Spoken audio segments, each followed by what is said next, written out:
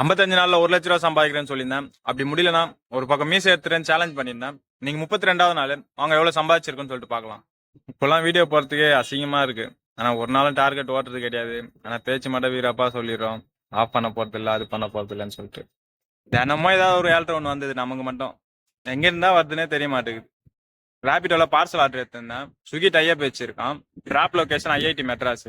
தரமணி கேட்ல இருந்து செக்யூரிட்டி உள்ள விட மாட்டேன்ட்டான். அதனால கஸ்டமரே வந்து வாங்கிட்டு போயிட்டாங்க.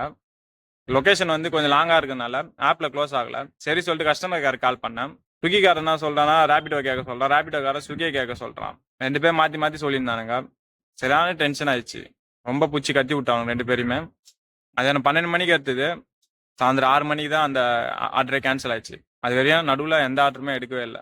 இந்த மாதிரி இருந்தா நம்ம எங்கேருந்து ஓட்டுறது சொல்லுங்க பார்ப்போம். ஊபர்ல 613 ரூபா ஓட்டிருக்கோம். ரேபிடோல 347 ரூபா ஓட்டிருக்கோம். போர்ட்டர்ல 119 ரூபா ஓட்டிருக்கோம். ஓலால எதுவுமே ஓட்டல. அப்புறம் அந்த ரெகுலர் கஸ்டமர் 280 ரூபா பில்லு. எல்லாத்தையுமே கூட்டினா 1359 ரூபா வருது.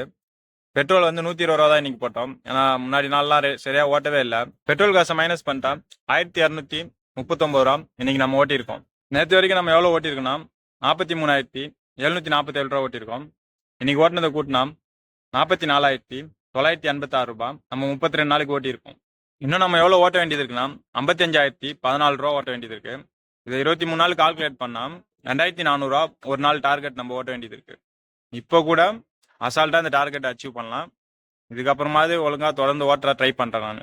நான் எப்படி டார்கெட் அச்சீவ் பண்றேன்றதை பாக்குறதுக்கு என்னோட பேஜை சப்ஸ்கிரைப் பண்ணிட்டு தொடர்ந்து என்னோட வீடியோவை பாருங்க.